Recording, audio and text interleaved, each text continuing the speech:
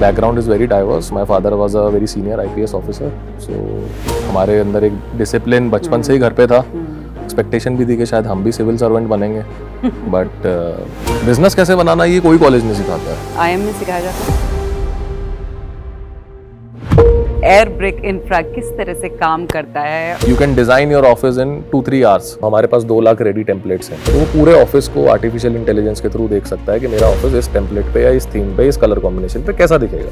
वाह. इस इंडस्ट्री के क्या चैलेंजेस हैं? इस इंडस्ट्री का सबसे बड़ा चैलेंज है कि जो आई थिंक आज उनकी $8 बिलियन की भी नेटवर्थ नहीं है, जो कंपनी कभी $22 बिलियन पे बैठी है. को फाउंडर में मतलब क्या चीजें होनी चाहिए? बहुत अच्छा सवाल है ये. आप क्या चीजें देखते हैं जब आप हायर करते हैं अपने यहाँ एम्प्लॉयज को?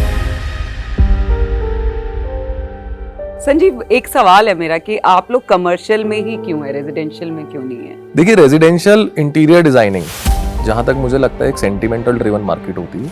वो एज अ बिजनेस पर्सपेक्टिव मुझे लगता है कि कहीं हमारे लिए ठीक नहीं है. ऑफिस तो कैसा भी हो, काम तो हो ही जाएगा, ऐसा नहीं होता है. सरकार बहुत स्टार्टअप फ्रेंडली है. वही रीजन भी है कि स्टार्टअप फ्लरिश कर रहे हैं. हाँ. आप बूटस्ट्रैप्ड हैं, आप प्रॉफिटेबल हैं, आप सस्टेनेबल हैं. क्या बात है, कितनी अच्छी बात बोली.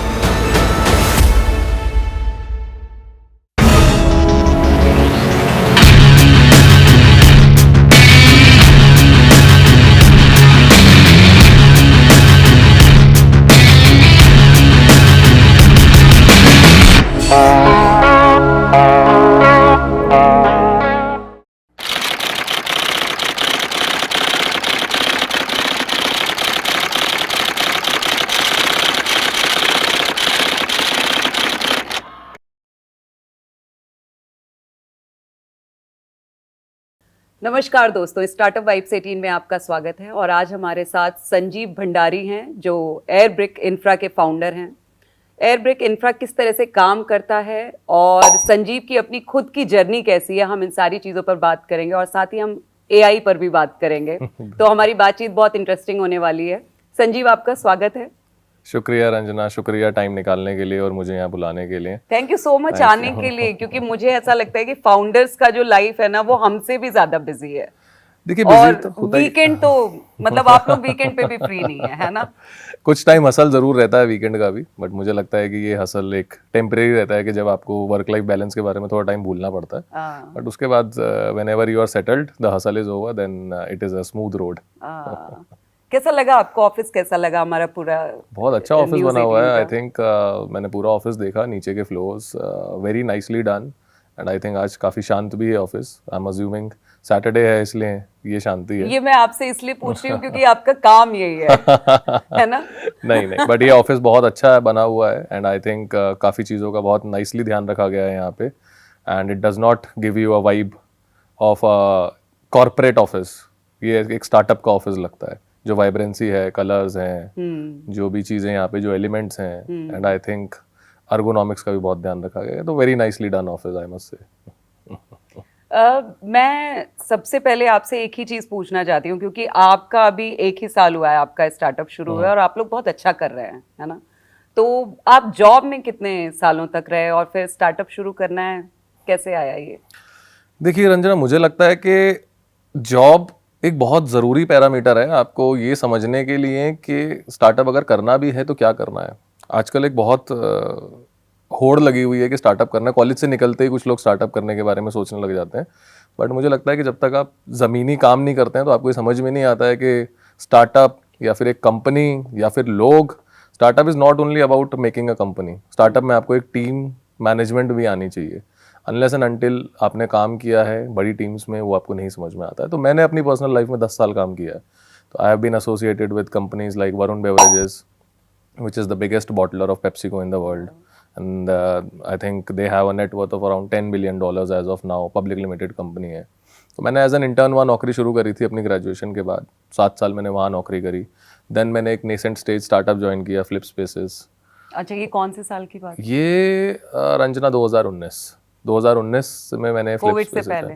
यस, कोविड से जस्ट पहले. तो वहाँ पे ये सीखने को मिला, वरुण बेवरेजेस में ये सीखने को मिला कि बड़ी कंपनीज कॉर्पोरेट कैसे काम करते हैं, MNCs कैसे काम करते हैं, टीम स्ट्रक्चर क्या होता है, डिसिप्लिन क्या होता है. फ्लिप स्पेसेस में ये समझने को मिला कि छोटे ग्राउंड जीरो से जब कोई स्टार्टअप 0 to 1 की जर्नी में होता है तब कैसे काम होता है, क्या हैसल्स होते हैं, क्या चैलेंजेस होते हैं. फिर 1.5 साल मैंने एक यूनिकॉर्न स्टार्टअप के साथ काम किया, लिव स्पेस। वहाँ पे ये सीखने को मिला कि एक स्टार्टअप जब स्केल कर लेता है तब क्या चैलेंजेस देखने को मिलते हैं। तो आई थिंक ये तीनों चारों चीज़ों का कॉम्बिनेशन प्लस ग्राउंड की रियलिटी प्लस इस इंडस्ट्री के गैप्स, जब ये तीनों चीज़ें समझ में आई तो ऐसा लगा कि हाँ कुछ गैप्स हैं जो हम लोग फिल कर सकते हैं टेक्नोलॉजी के थ्रू। तब हमने एयरब्रिक को स्टार्ट किया 2023 में। Very nice. तो मतलब आपका मानना है कि अगर आप स्टार्टअप हम शुरू भी कर रहे हैं तो एक्सपीरियंस नौकरी का भी लेकर के पहुंचना चाहिए वहां तक, है ना? मुझे लगता है वो ज़रूरी है। हो सकता है कुछ लोगों को लगता हो कि नहीं है।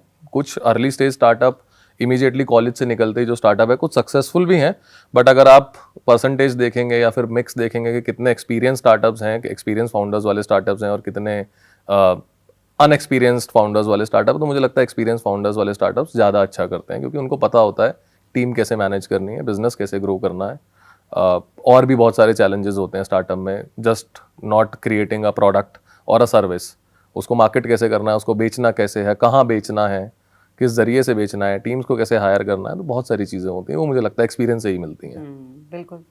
आपने इतने सालों तक नौकरी भी की है ना, और फिर आप अपना एक एंटरप्रेन्योर के तौर पे आपकी जर्नी अब चल रही है।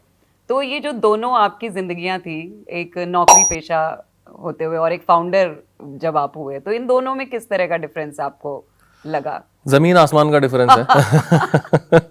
तो अगर नौकरी, जमीन और आसमान वाला डिफरेंस बताइए मेरे को। बिल्कुल बिल्कुल। तो नौकरी में you have a fix time schedule, आपके पास एक वर्क लाइफ बैलेंस होता है। आप ये एक्सपेक्ट कर सकते हैं कि हाँ ये काम होगा और इस काम करने के बाद आप अपने घर जाएंगे, अपनी फैमिली के साथ टाइम स्पेंड करेंगे, और एक फिक्स टाइम शेड्यूल में काम करने का मुझे लगता है वो भी एक अलग एक्सपीरियंस होता है। बट स्टार्टअप में ऐसा कुछ नहीं है। स्टार्टअप जब आप कर रहे हैं, बीइंग एन एंटरप्रेन्योर, आप अपने आप को कंटेन नहीं कर सकते हैं, अपने थॉट्स को कंटेन नहीं कर सकते हैं कि मैं सुबह 9 बजे से 6 बजे तक अपने बिजनेस के बारे में सोचूंगा और 6 बजे के बाद मैं शट डाउन करके अपनी फैमिली के बारे में सोचूंगा। ऐसा नहीं होता है। तो स्टार्टअप में 24 घंटे हसल होती है, 24 घंटे चैलेंजेस सॉल्व करने होते हैं। और मुझे लगता है वही एक ज़मीन और आसमान का फ़र्क है। दैट लोगों को लगता है कि स्टार्टअप बहुत ग्लैमरस एक वर्ड है, जो एक टैग अगर किसी को भी मिल जाता है तो आपको ग्लैमर मिल जाता है या फिर आपको पब्लिसिटी मिल जाती है या फिर आपको मार्केटिंग मिल जाती है। बट ऐसा नहीं है। स्टार्टअप अपने आप में अनलेस एंड अनटिल आप 24/7 काम करने के लिए तैयार हैं, मुझे नहीं लगता कि आपको कभी स्टार्टअप करने के बारे में सोचना भी चाहिए। आप डरा रहे हैं लोगों को। नहीं, बट माइंडसेट होना बहुत जरूरी है। Unless and until your mindset is such कि आप 24 घंटा काम करना चाहते हैं, 7 दिन काम करना चाहते हैं, तब तक स्टार्टअप में मत कूदिए। मैं ये एडवाइस देना चाहता हूँ जो भी लोग स्टार्टअप के बारे में सोचते हैं, मैं उन्हें ये समझाना चाहता हूँ कि मैंने दोनों जर्नी देखी है।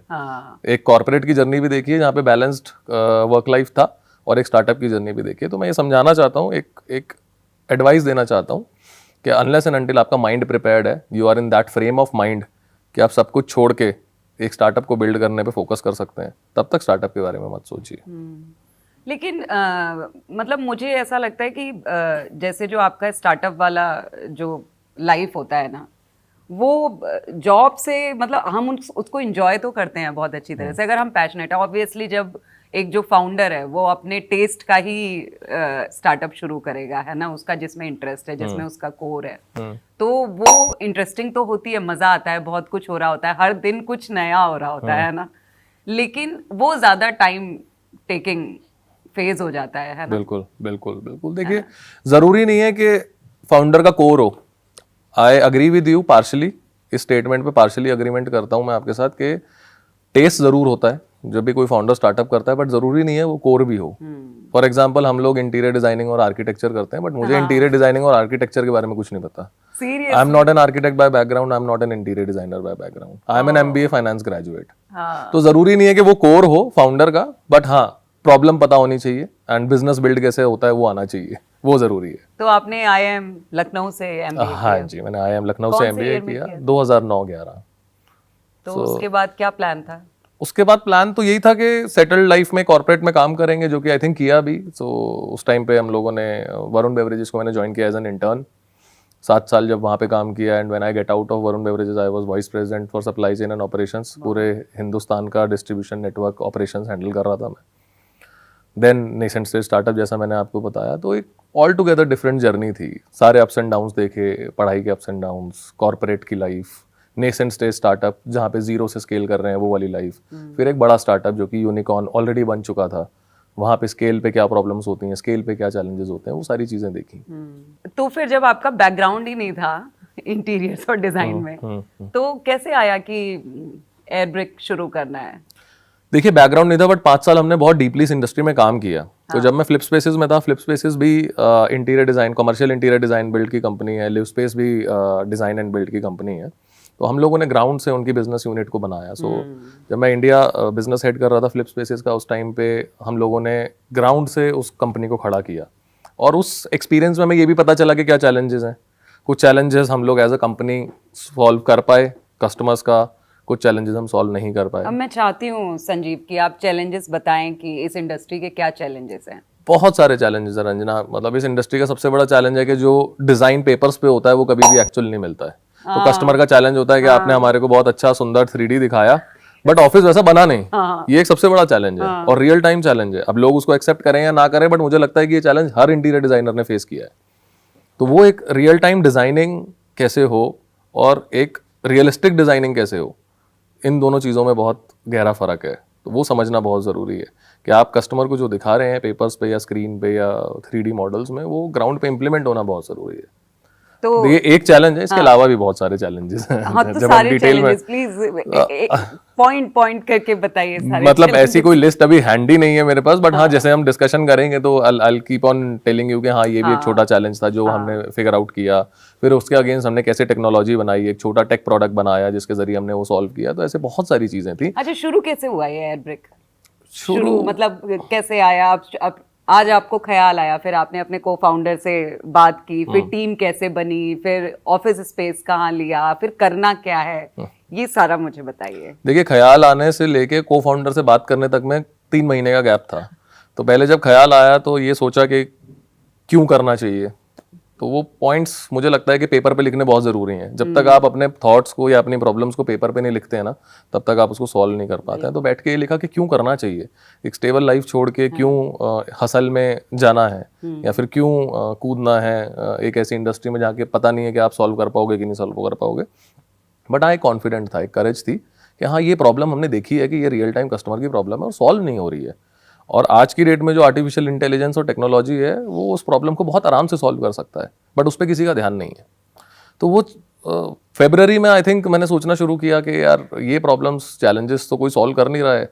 And I think commercial real estate market के बाद सबसे बड़ी मार्केट है कमर्शियल डिज़ाइन एंड बिल्ड। तो हिंदुस्तान में सबसे बड़ी मार्केट के चैलेंजेस अगर कोई नहीं सॉल्व कर रहा है और उसके बाद भी बिना सॉल्व करे भी 400-500 करोड़ की कंपनी आराम से बन जाती है।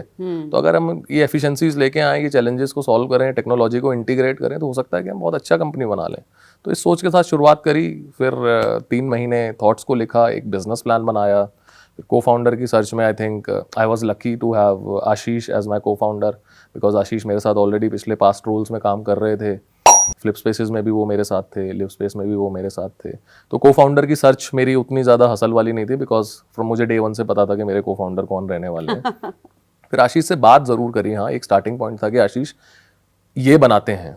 तो चैलेंजेस उनको भी पता थे, तो मुझे नहीं लगा कि मुझे बहुत ज़्यादा परेशानी हुई उनको ये समझाने में कि हमें ये क्यों करना चाहिए। तो वो ईजी था। फिर बात करके हम लोगों ने ये डिसाइड किया कि let's figure it out. Starting के जो दिन थे फरवरी से लेके अप्रैल तक आई थिंक हमने 1 महीना तो बरिस्टा से अपना ऑफिस चलाया। अच्छा। हम लोग 1 महीना बरिस्टा में बैठते थे। हमारे पास ऑफिस स्पेस नहीं था, टीम नहीं थी। तो स्टार्टिंग मुझे लगता है 2 महीने तो हमने बरिस्टा से ही अपना ऑफिस चलाया। बरिस्टा ही हमारा ऑफिस था। डेली सुबह वापस 9 बजे पहुंच जाना, शाम को 6 बजे तक बैठे रहना एंड ये फिगर आउट करना कि क्या बनाना है, कैसे बनाना है, ऑफिस कहाँ लेना है तो रेंट कैसे निकलेगा। वो भी एक बहुत बड़ा चैलेंज था। हम लोग ठीक ठाक पोजीशंस पे काम कर रहे थे एंड पैकेजेस भी ठीक ठाक थे, बट आपको इन्वेस्ट करने से पहले बिल्कुल सोचना पड़ता है कि आप रियल टाइम इन्वेस्टमेंट अगर कहीं पे कर रहे हो तो वो रिटर्न मिलेगा कि नहीं मिलेगा। क्योंकि हमारी पहले से एक सेट लाइफ चल रही होती है ना। अगर हमको और जैसा कि आपका है कि आपने कहीं से पैसा भी नहीं उठाया, आपने मतलब मैं चाहूंगी कि ये जर्नी आप खुद ही बताएं, इस पर आप खुद ही बात करें। बिल्कुल। देखिए पैसा उठाना तो मुझे लगता है आज बहुत बड़ा मिथ है। आप अगर 100 साल पहले चले जाइए तो क्या धंधे नहीं होते थे? तब कौन सी फंडिंग्स होते थे, कौन से वीसीज होते थे? तो धंधे तो उस टाइम पे भी बनते थे। रिलायंस जैसी कंपनी ने किसी से पैसा नहीं उठाया, राइट? पर धंधा है वो। बिल्कुल। तो मुझे लगता है कि अगर आप एक सस्टेनेबल धंधा और प्रॉफिटेबल धंधा नहीं बना पा रहे हैं और आप एक्सटर्नल फंडिंग लेके सिर्फ अपने रेवेन्यू को बढ़ा दे रहे हैं, तो वो एक सस्टेनेबल बिजनेस कभी बन नहीं पाएगा अनलेस एंड अनटिल आपके पास क्लियर टाइमलाइन है कि मैं 6 महीने में या 8 महीने में या 1 साल में अपनी बॉटम लाइन को पॉजिटिव करके एबिटा पॉजिटिव कंपनी बन जाऊंगा। वो बहुत जरूरी है। Unless and until you are EBITDA positive, आप एक मिथ में है, मुझे लगता है एक बबल में है जो कभी भी फट सकता है, और जो कि बहुत बड़ी कंपनी उसके साथ फटा भी है, आपने देखा होगा बायजूस फॉर एग्जाम्पल। बिल्कुल। आई थिंक आज उनकी $1 बिलियन की भी नेटवर्थ नहीं है, जो कंपनी कभी $22 बिलियन पे बैठी थी। तो ऐसे बबल बहुत बस्ट होते हैं। तो अनरियलिस्टिक स्टार्टअप और धंधे में फर्क है मुझे लगता है। अनरियलिस्टिक अजम्पशंस पे बिजनेस क्रिएट करना भी ठीक नहीं है। आप स्टार्टअप करें, बट आपको एज अ फाउंडर पता होना चाहिए, को फाउंडर पता होना चाहिए कि आप उसे प्रॉफिटेबल कैसे बनाएंगे।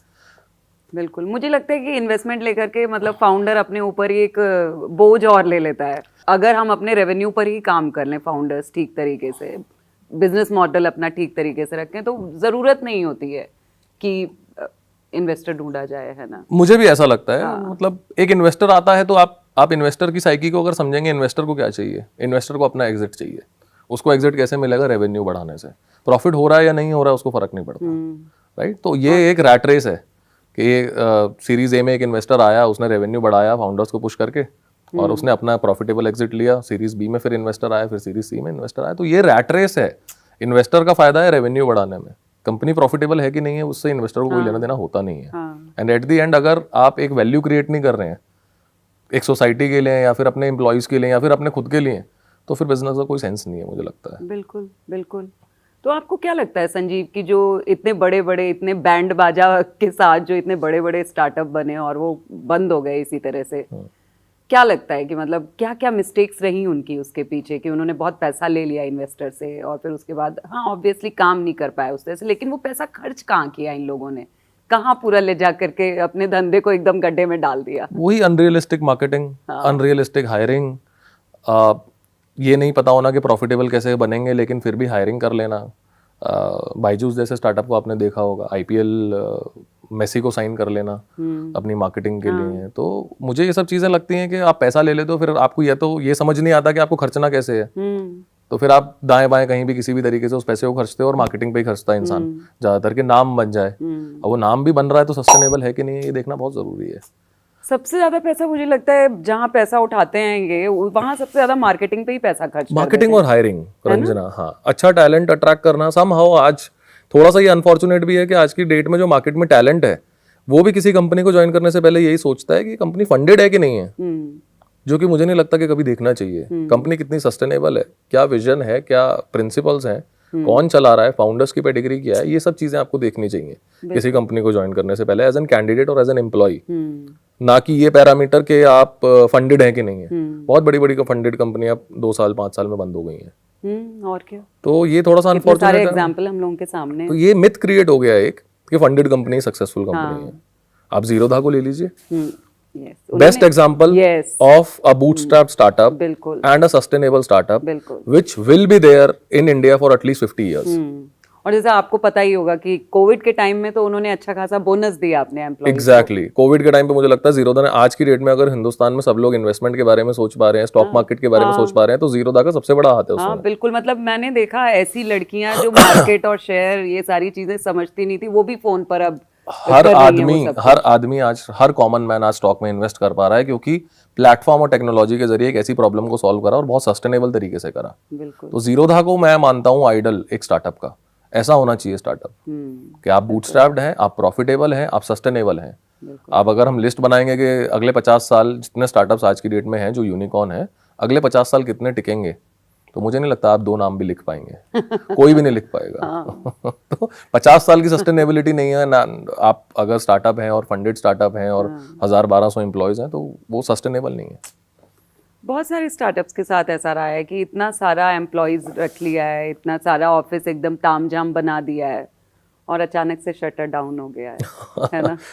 वही है कि आपके पास एक बिजनेस प्लान नहीं है, सस्टेनेबल बिजनेस प्लान नहीं है कि आप सस्टेन कैसे करेंगे मार्केट में। मैं कुछ ऐसे फाउंडर से मिली हूँ, मतलब अगर मैं कहूँ 1 साल पहले, 2 साल पहले, 5 साल पहले, अब लेकिन अब उस सोच के साथ फाउंडर आ रहे हैं अगर वो सीरियस हैं बिजनेस करने के लिए। नहीं तो वैसे तो बहुत सारे लोग ऐसे भी होते हैं कि उनको दिखता है कि स्टार्टअप है, पैसा उठा लेंगे, है ना, अच्छा प्लान, अच्छा पिच कर लेंगे, पैसा उठा लेंगे, और उसके बहुत सारे ऐसे स्टार्टअप है जिन्होंने बंद कर दिया अपने आप को ठीक ठाक फंडिंग लेकर के भी, है ना। मुझे लगता है फाउंडर ने एग्जिट ले लिया एंड बंद कर दिया। फाउंडर को अपना अपना कैपिटल उसका बन गया, एंड सोसाइटी के लिए क्या किया, एम्प्लॉयज के लिए क्या किया, दैट डज नॉट मैटर। तो वो ऐसे बहुत सारे एग्जांपल्स हैं, और ऐसे बहुत सारे एग्जांपल्स रहेंगे भी। मुझे लगता है जब जब कंपनीज बनेंगी, बिगड़ेंगी, ये सब चलता रहेगा, बट ये आइडल नहीं हो सकते, ये बेंचमार्क नहीं हो सकते कि स्टार्टअप कैसे बनाना है। अगर किसी को आप मुझसे पूछेंगे कि आप बेंचमार्क की तरह किसको देखते हैं, तो मैं जीरोधा जैसी कंपनी को एक बेंचमार्क की तरह देखता हूँ कि अगर स्टार्टअप बनाना चाहिए तो वैसा बनाना चाहिए। बिल्कुल, ये भारत पे की स्टोरी सबको पता है कि कितने सस्टेनेबल तरीके से ऊपर गए, फिर कितनी जल्दी नीचे। आज भारत पे अश्नील ग्रोवर मेरे बहुत अच्छे जानकार हैं, आज आप उनसे पूछेंगे तो आज वो अपनी कंपनी में इन्वेस्टर नहीं चाहते हैं। क्यों नहीं चाहते हैं? इतना $22 बिलियन का धंधा बनाने के बाद अगर कोई अपनी कंपनी में इन्वेस्टर नहीं चाहता है तो उसका कोई रीज़न होगा। तो sustainable business banana is the key आज की डेट में। वो वाला टाइम चला गया जब आप वैल्यूएशन गेम में थे, वैल्यूएशन बबल के पीछे भागते थे। आज की डेट में इन्वेस्टर भी चाहता है कि हर कंपनी जिसमें जो हमारी पोर्टफोलियो कंपनीज हैं वो सस्टेनेबल कंपनीज हो, प्रॉफिटेबल कंपनीज हो। प्रॉफिटेबल हो, यस, वो बहुत ज़रूरी है। बिल्कुल। प्रॉफिटेबल कैसे बनेंगे ये प्लान होना चाहिए आपके पास। बिल्कुल सही कहा आपने। संजीव, जैसे कि आपने बताया कि आपके जो को फाउंडर हैं, आप लोग एक दूसरे को पहले से जानते थे। हमें देखने वाले बहुत सारे लोग इस वक्त, क्योंकि हमारी जो ऑडियंस है मोस्टली वो स्टार्टअप जानना चाहती है, हिंदी में जानना चाहती है, तो आप ऐसे क्या टिप्स देना चाहेंगे हमारी ऑडियंस को कि अगर हम अपना को फाउंडर चुन रहे हैं अपने स्टार्टअप के लिए, तो को फाउंडर में मतलब क्या चीजें होनी चाहिए कि ये हमारा को फाउंडर हो सकता है? बहुत अच्छा सवाल है ये। आज की डेट में लोग को फाउंडर ढूंढते हैं कि मुझे ऐसा को फाउंडर मिल जाए जो कि टेक बैकग्राउंड का हो, या फिर IIT IIM का टैग हो उसके पास, तो मेरा को फाउंडर बन जाए। बट मुझे लगता है ये ज़रूरी नहीं है। अगर आपने अपने को फाउंडर के साथ 2-3 साल काम नहीं किया है और आपके पास ये सवाल का जवाब नहीं है, ऐसी कौन सी चीज़ है जहाँ आप लैक करते हैं और वो उसकी स्ट्रेंथ है, एंड जहाँ पे आप दोनों कंबाइन होके आपकी लैकिंग को वो स्ट्रेंथ बनाए और उसकी लैकिंग को आप स्ट्रेंथ बनाए। जब तक ये जवाब नहीं आपके पास है तब तक आप को फाउंडर को मत लीजिए। ये बहुत मुश्किल सवाल है और मुझे लगता है कि लोग ये सवाल नहीं देखते हैं। तो IIT के टैग से, IIM के टैग से नहीं होता है। आपको अपनी वीकनेस को क्लियरली समझना पड़ेगा और उस वीकनेस को ढूंढना पड़ेगा as a strength in your co-founder. तब आप एक सही सस्टेनेबल बिजनेस बना भी पाएंगे और लॉन्ग टर्म चला पाएंगे। बिल्कुल। आप लोगों के साथ कभी ऐसा रहता है कि कुछ, देखिए बिजनेस है, स्टार्टअप है, टेंशन साथ साथ चलता है ना, तो आप दोनों एक दूसरे को क्या कहेंगे उसको कि एक दूसरे के पूरक हो पाते हैं, एक दूसरे को सहारा दे पाते हैं परेशानियों वाले पलों में, या जब मुश्किल वक्त आता है तो? बिल्कुल दे पाते हैं। ऐसा नहीं है हम लोग नहीं झगड़ते हैं, हम लोग हमारा बहुत झगड़ा होता है, बट वो झगड़ा बहुत हेल्दी झगड़ा होता है। एंड हर झगड़े से एक कंक्लूजन जरूर निकलता है कि इस प्रॉब्लम का ये सॉल्यूशन है। अब चाहे वो मैं एक अच्छा स्ट्रैटेजिक सॉल्यूशन दूं या आशीष एक अच्छा एग्जीक्यूशन वाला सॉल्यूशन दे, मुझे लगता है हम दोनों की स्ट्रेंथ एंड वीकनेस है that I am good in strategising the things and planning the things and he is good in executing. तो एक आदमी ऐसा होना चाहिए जो स्ट्रैटेजीज अच्छी बनाए, एंड दूसरा आदमी ऐसा होना चाहिए कि वो स्ट्रैटेजीज पेपर पे ही ना रह जाए, ग्राउंड पे एग्जीक्यूट भी हो। वो बहुत जरूरी है। तो आशीष और मैं, मुझे लगता है कि हम दोनों एक बहुत अच्छा कॉमन ग्राउंड है हमारे पास, that he is a very good executioner and I can plan the things. ये कॉम्बिनेशन जब हमें मिला तो फिर that's why we are successful as well. मुझे लगता है कि एक साल में हम जो भी कर पाए हैं इसी वजह से कर पाए हैं कि हाँ, मैं ये देख पाता हूँ कि क्या प्लान होना चाहिए और आशीष उसको एग्जीक्यूट कर पाते हैं। तो अभी कितने लोगों की टीम है आपकी? आई थिंक अब हम 50 या 55 लोगों की टीम हो चुके हैं ऑलरेडी एक साल में। एंड और एक ही साल हुआ है अभी तक ना? हाँ, but touch wood it's been a good year. And ये जो साल था हमारा, ये हमारी जर्नी लर्निंग की थी। हम लोग भी बहुत सारी चीज़ें सीख रहे थे। हम लोगों ने जॉब में तो बहुत कुछ सीखा, बट एज अ फाउंडर भी बहुत सारी चीज़ें आपको सीखनी होती हैं। कैसे अच्छी पेडिग्री के लोग हायर करने हैं, कैसे उनको नर्चर करना है। हायर आप एक बार को कर भी लेंगे, बट वो कैसे आपको उनको मेंटेन करना है, मुझे लगता है सबसे डिफिकल्ट काम है आज की डेट में किसी स्मार्ट आदमी से काम करवाना। तो हर किसी को चाहिए कि स्मार्ट एम्प्लॉय मिले, बट आप उसको सस्टेन कैसे करेंगे, मेंटेन कैसे करेंगे, रखेंगे कैसे कि लॉन्ग टर्म आपके पास रखे, वो एक बहुत बड़ा सवाल है। तो हम लोग भी ये सब चीज़ें देख रहे थे, ऑफिस सेट कर रहे थे, टेक्नोलॉजी पे काम कर रहे थे। तो ये एक साल तो मुझे लगता है कि हमारा वार्म अप वाला फेज था। तो इस वार्म अप वाले फेज में हम जो कर पाए हैं, टच वुड एक अच्छी स्ट्रैटेजी के साथ कर पाए हैं, बट आगे बहुत लंबी रेस है अभी। जैसे आपने भी हायरिंग वाली बात की, तो आप क्या चीजें देखते हैं जब आप हायर करते हैं अपने एम्प्लॉयज को? तो देखो रंजना, लोग ना जनरली रोल के लिए हायर करते हैं, मैं टैलेंट के लिए हायर करता हूँ। अगर किसी के क्या पास बात है, कितनी अच्छी बात बोली। तो लोग ये सोचते हैं कि मेरे पास रोल नहीं है, मैं हायर करूं कि ना करूं। हाँ। बट अगर किसी के पास, किसी से मिलने के बाद और इंटरेक्शन के बाद मुझे ये लगता है कि हाँ इसके पास टैलेंट है, तो रोल तो बन जाएगा। रोल बनते बिगड़ते रहते हैं। आप किसी कंपनी में कभी ये एक्सपेक्ट नहीं कर सकते एक आदमी एक ही रोल पे 5 साल काम करेगा। आप एनीवेज उसका रोल चेंज करेंगे। तो हायरिंग में आपको ये ध्यान रखना है कि आप रोल के लिए ना हायर करें, टैलेंट के लिए हायर करें। और अगर आदमी टैलेंटेड है तो रोल बन जाएगा और वो आपके लिए असेट बनेगा। वेरएस जहां आपने रोल के लिए हायर किया, जिस दिन वो रोल रिडंडेंट हुआ, उस आदमी का भी करियर खराब हो जाएगा। तो ये आप लोग सोचना बहुत 18 जरूरी है। सिटीज में है ना? Yes, we are currently in 18 cities. Our footprint is in 18 cities, and we have 2 offices, one in Gurgaon, which is our headquarter, and one in Bangalore. Now we are planning up an office in Pune as well. Very nice. And if everything goes well, very soon we'll be happy to give you a good news about an office in Dubai as well. क्या बात है, बहुत बढ़िया। Dubai में बहुत जरूरत है। Dubai मुझे लगता है कमर्शियल रियल एस्टेट का हब है। हाँ। Dubai is the biggest market of commercial real estate. So कोई भी कंपनी अगर इस सेक्टर में ऑपरेट कर रही है और दुबई नहीं जा रही है या दुबई को आई नहीं कर रही है, तो वो अधूरा है फिर। मतलब मुझे ऐसा लगता है कि वहाँ आपके अपने स्टार्टअप की भी एक अच्छी लर्निंग होगी, एक अच्छा एक्सपीरियंस होगा, और वहाँ आपके पास करने के लिए बहुत कुछ मार्केट बहुत वास्ट है। हाँ, बहुत बड़ा मार्केट। दुबई हब है आज की डेट में। हर कंपनी जो अपना सेकंड हेडक्वार्टर खोलते हैं वो या दुबई खोलते हैं या सिंगापुर खोलते हैं। तो Dubai is a choice of people to have their second office outside of the country that they are currently operating in. So you pick up any company, second office हमेशा आपको Dubai में मिलेगा। Third हो सकता है कि कहीं और मिले, बट पहला ऑफिस होम कंट्री में है, दूसरा ऑफिस दुबई में ही मिलेगा आपको। यस। संजीव, अब हम एयर ब्रिक पर आते हैं। हाँ जी। अब मुझे बताइए कि एयर ब्रिक इंफ्रा किस तरह से काम करता है और क्या है? देखिए, हमारी यूएसपी है हमारा डिज़ाइन। और मुझे लगता है कि जो एक्सपीरियंस हमारा था पिछले ऑर्गेनाइजेशंस के साथ, उस टाइम पे हमने ये देखा कि डिज़ाइन एक बहुत बड़ा फैक्टर है। जैसे मैंने आपको बताया, डिज़ाइन अच्छे बन तो जाते हैं बट एग्जीक्यूट नहीं हो पाते हैं। तो इस प्रॉब्लम को लेके हमने ये स्टार्ट किया था कि कैसे रियलिस्टिक डिज़ाइंस बनाए जाएं, कैसे टेक्नोलॉजी के थ्रू रियलिस्टिक डिज़ाइंस बनाए जाएं और कैसे इनको एग्जीक्यूट करा जाए। तो हम इस सोच के साथ मार्केट में उतरे थे, but I think execution is our strength also, but design is our USP.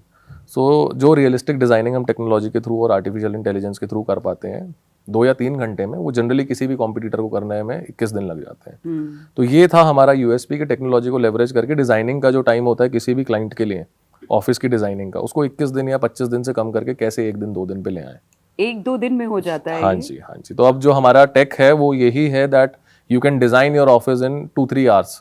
Our designers will sit with you, they'll tell you, and with artificial intelligence, all with certain inputs and questions, you'll have your layouts, you'll have your mood boards, आपके designs, सारे references आप 2 या 3 घंटे में कर सकते हैं। तो वहीं पे हमें एज मिल जाता है।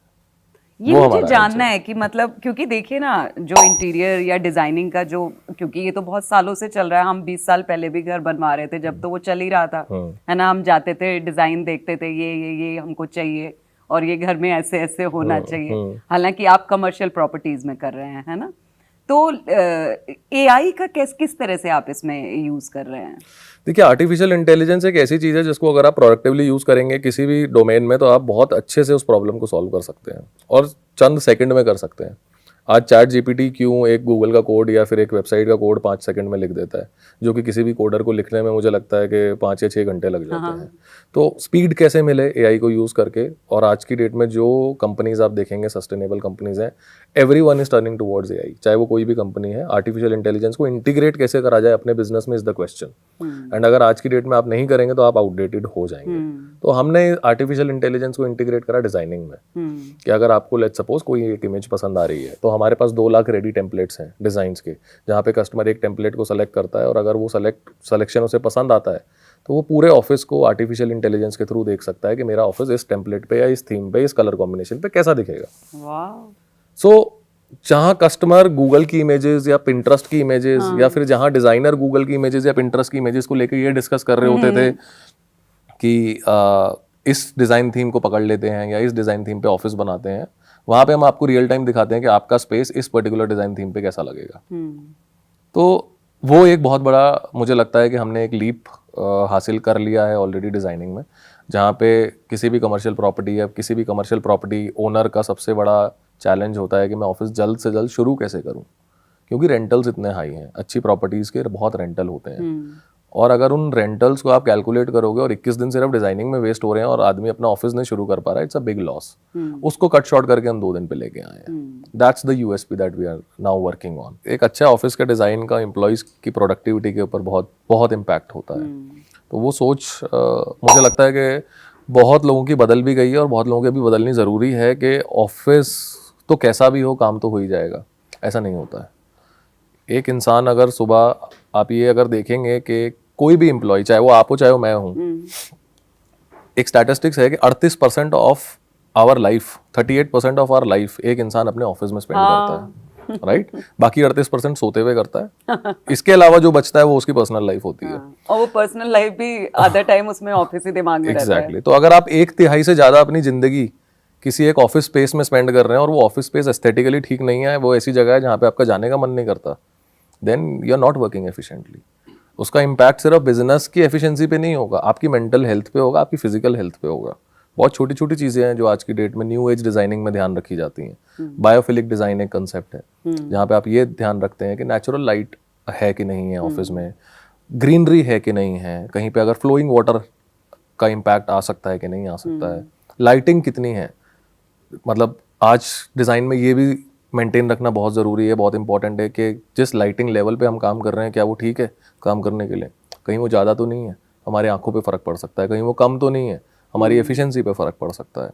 बिल्कुल। तो चेयर्स जो हैं वो अर्गोनॉमिक है कि नहीं है, आप 10 घंटे जिस चेयर पे बैठे हैं वो अर्गोनॉमिकली डिज़ाइन होनी चाहिए, एस्थेटिक, स्टेबल। मतलब ये बहुत छोटी छोटी चीज़ें हैं जो एक एम्प्लॉय की प्रोडक्टिविटी के ऊपर, एफिशिएंसी के ऊपर, उसकी हेल्थ के ऊपर, फिजिकल और मेंटल हेल्थ के ऊपर इम्पैक्ट डालती हैं। एंड आपके ऑफिस में अगर कोई 1/3 जीवन बिता रहा है तो बहुत ज़रूरी है ये ध्यान में रखना। तो आप लोग इन सारी चीजों का ध्यान रखते हैं? बिल्कुल। चेयर, दीवारें, खिड़कियां, लाइट्स, पानी, हर चीज। ये ही न्यू एज डिजाइनिंग भी है रंजना। मतलब अगर आप इन चीजों का ध्यान नहीं रख रहे हैं तो फिर तो आप वही ऑफिस बना रहे हैं जो 50 साल पहले थे। बिल्कुल बिल्कुल। ये this is the new age designing कि आपकी चेयर्स अर्गोनॉमिकली हैं कि नहीं है, आपके पास ब्रेकआउट स्पेसेस हैं कि नहीं है जहाँ पे एम्प्लॉयज 15-20 मिनट जाके इनफॉर्मली बैठ के बातचीत कर सकते हैं, या फिर ग्रीनरी है कि नहीं है, बालकनीज, नेचुरल लाइट को एक्सेस आपके पास है या नहीं है, कितना ग्रीन ऑफिस है आपका, कितना सस्टेनेबल ऑफिस है आपका, फ्रेश एयर का सर्कुलेशन है कि नहीं है। आज की डेट में लोगों को लगता है कि एसी अगर है तो बहुत है, बट एसी के साथ एक कंसेप्ट है which is fresh air circulation. बिल्कुल। अगर फ्रेश एयर सर्कुलेशन नहीं है, आप एसी में बैठिए 10 घंटे, आपके सर में दर्द होगा। तो जितनी भी बिल्डिंग्स होती हैं सब में फ्रेश एयर सर्कुलेशन होता है। इन सब चीज़ों का ध्यान रखना बहुत ज़रूरी है, यही न्यू एज डिजाइनिंग भी है। तो आप लोग वास्तु पर भी कुछ काम करते हैं? वास्तु का बहुत बहुत इंपॉर्टेंट रोल होता है, मुझे लगता है। जो मानते हैं उनके लिए बहुत इंपॉर्टेंट होता है, जो नहीं मानते हैं नहीं होता है। बट हाँ, हम लोग प्रेफर करते हैं कि हमारे डिजाइनर, हमारी जितनी डिजाइन टीम है सारी वास्तु कंप्लाइंट है। हम प्रेफर करते हैं कि हम वास्तु कंप्लाइंट ऑफिस दें किसी को, क्योंकि लोगों की सोच है और वास्तु का, मैं पर्सनल मेरा ओपिनियन है कि वास्तु का इम्पैक्ट होता भी है। हाँ बिल्कुल तो होता है। आपको ध्यान रखना चाहिए। तो इस चीज़ में एक एक्सपीरियंस्ड डिजाइनर का वास्तु कंप्लाइंट होना भी बहुत ज़रूरी है। कभी बैड एक्सपीरियंस हुआ? गुड और बैड एक्सपीरियंस मुझे लगता है पैक एंड पार्सल है ऑफ बिजनेस। उस बैड एक्सपीरियंस से आपने सीखा क्या, ये इंपॉर्टेंट है। हाँ, मुझे जानना है क्या सीखा। मतलब एग्जीक्यूशन कैपेबिलिटीज बेटर कैसे हो सकती हैं, what went wrong, root cause analysis करना बहुत ज़रूरी है। अगर बैड एक्सपीरियंस हो भी गया और आपने उससे कुछ सीखा और आगे बढ़ गए और ये इंश्योर कर लिया कि वो दोबारा ना हो, तो वो मुझे लगता है कि बैड एक्सपीरियंसेस के बिना आपको सीखने को नहीं मिलेगा।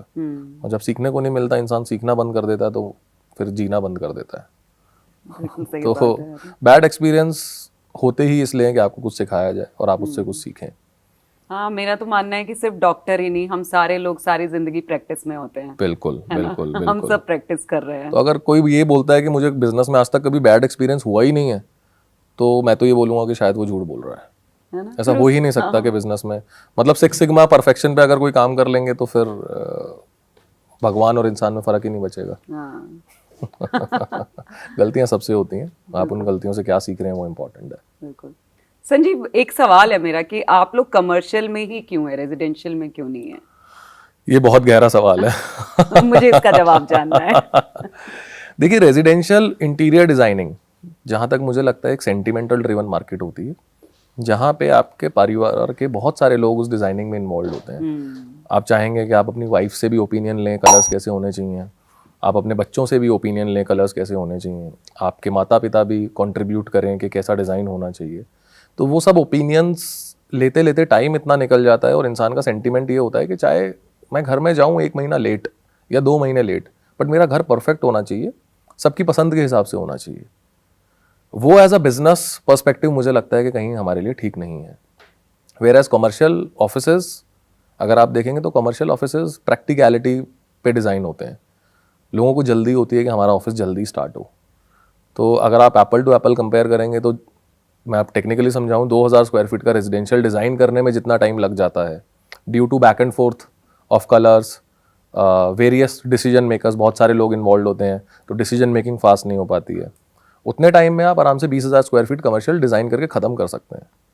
तो एफिशिएंसी का बहुत बड़ा लॉस है। एंड आई थिंक मुझे लगता है कि रेजिडेंशियल एक्सपर्ट्स को ही करना चाहिए। हम लोग रेजिडेंशियल एक्सपर्ट नहीं है, हम अच्छा, कमर्शियल प्लान नहीं है कोई फ्यूचर में? अभी तक हमने रेजिडेंशियल के बारे में सोचा नहीं है, और ना मुझे लगता है कि हम सोचेंगे भी। कमर्शियल एक बहुत बड़ी मार्केट है, एक बहुत बड़ा value add commercial design and build में मुझे लगता है कि हम लोग कर पाएंगे अगले आने वाले 1-2 सालों में। तो हमारा फोकस कमर्शियल है। अगर हम एक्सपैंड करेंगे तो हम हॉरिजॉन्टली एक्सपैंड करेंगे। हम लोग शायद डिफरेंट कंट्रीज़ में जाएंगे, इंडिया में और ऑफिसेस और सिटीज़ को पेनिट्रेट करेंगे, बट रेजिडेंशियल शायद हम लोग ना करें।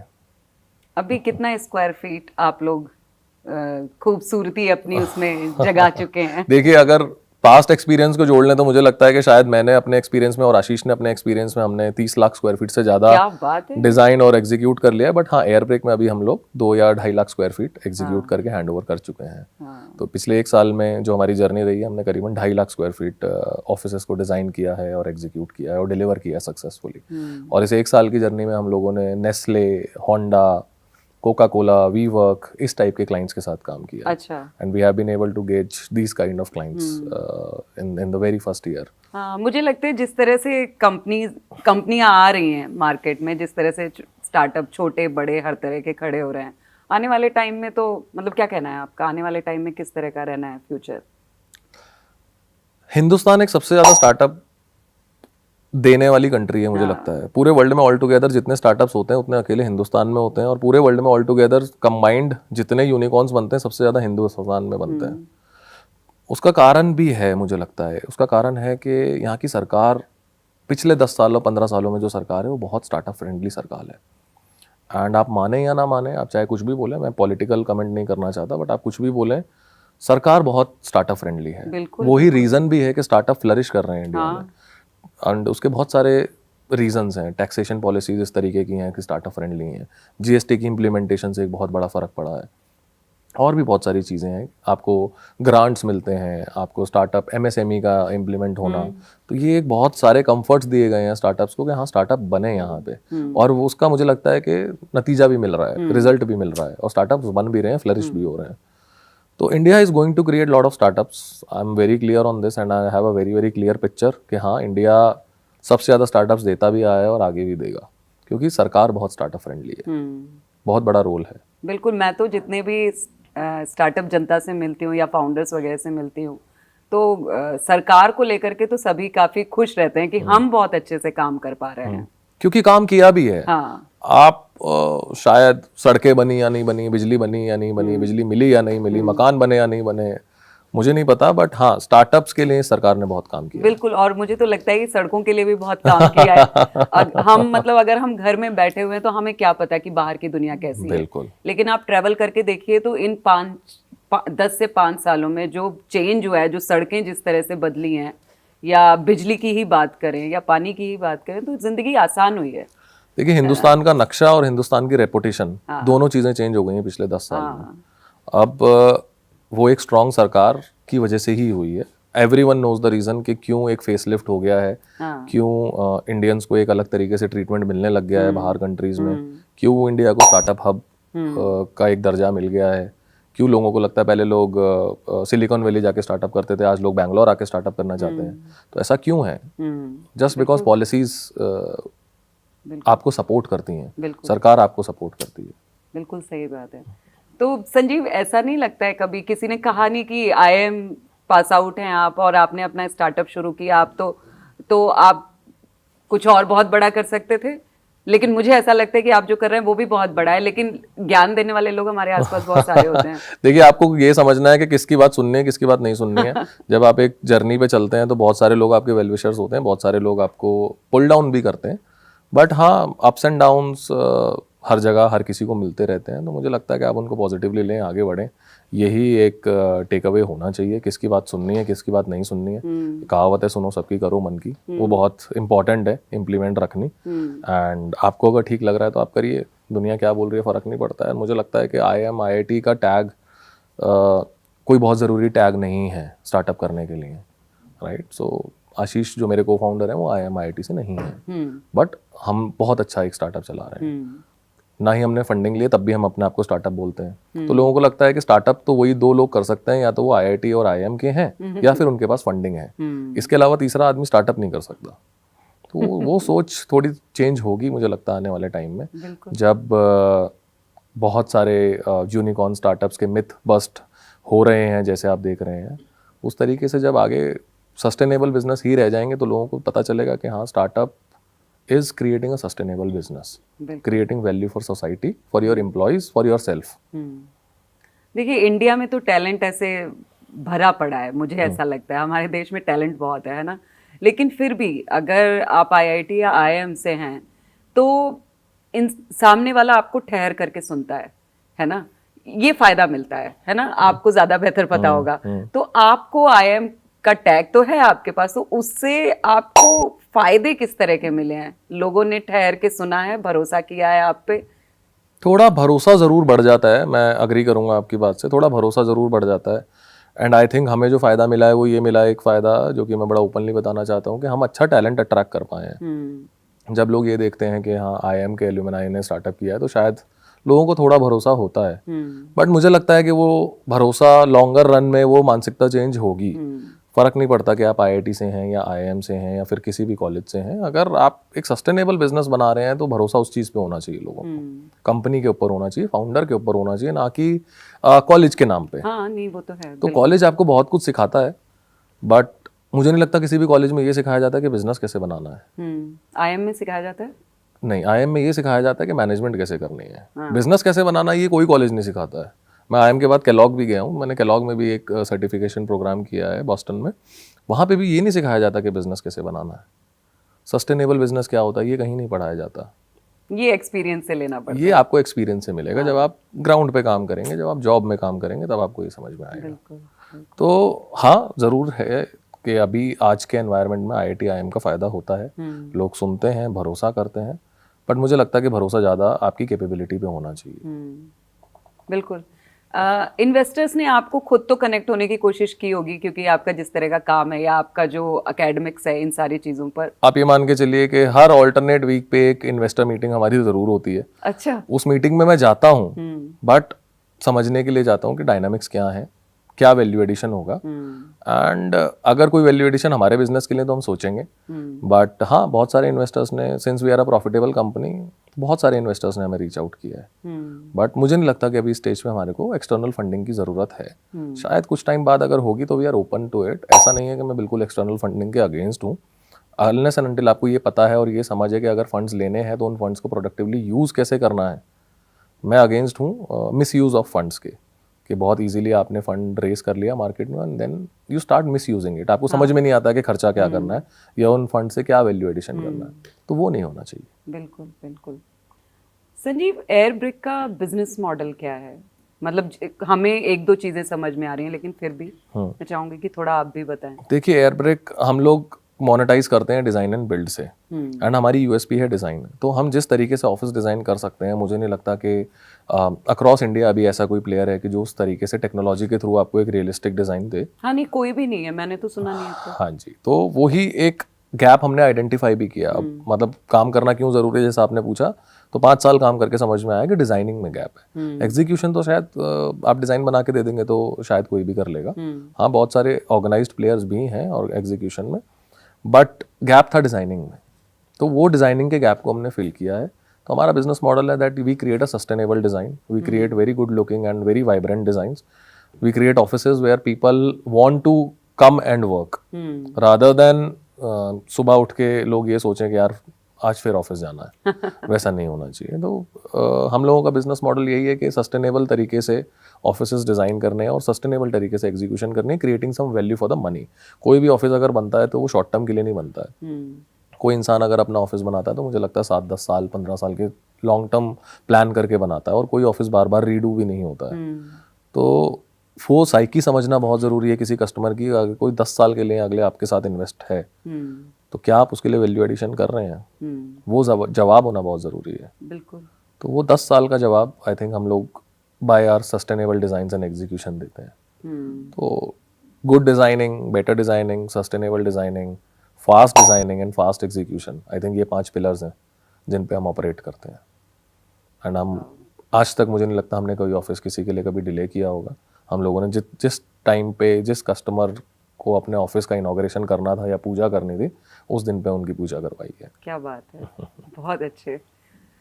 ये एआई जो आपने इसमें मतलब क्योंकि आप लोग एआई पर ही सारी चीजें कर रहे हैं जी। तो ये बाद में एआई जोड़ा या शुरू से ही एआई के साथ काम शुरू किया? देखिए, टेक्नोलॉजी तो स्टार्टिंग से ही क्लियर था कि ये जो रूडिमेंट्री प्रॉब्लम है कि डिज़ाइन किसी भी कस्टमर का या किसी भी ऑफिस का 20 से 25 दिन चलता है, तो ये having delivered 30 lakh square feet, तो समझ में आ गया था कि प्रोसेस तो सेम है, स्टेप सेम है कि कोई डिज़ाइनर क्लाइंट के रिक्वायरमेंट को समझेगा, फिर लेआउटिंग करेगा, फिर मूड बोर्ड बनाएगा, फिर कलर स्कीम पे अप्रूवल लेगा, फिर डिज़ाइनिंग करेगा।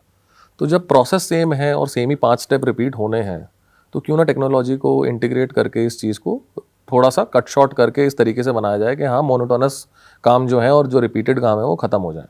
तो वो क्लैरिटी डे 1 से थी कि हाँ, टेक्नोलॉजी के थ्रू ये मोनोटोनस और रिपीटेड और बोर्डम वाले कामों को ख़त्म करना है। बट हाँ, एआई का इंटीग्रेशन हमने शायद 3 या 4 महीने बाद किया। हमें ये समझ में आया कि आर्टिफिशियल इंटेलिजेंस में बहुत बड़ा रोल प्ले कर सकता है। तो replicating the design is very very important and that's what we did. तो हमारे पास अगर एक डिज़ाइन है तो हम पूरे ऑफिस को रेप्लिकेट करके दिखा सकते हैं।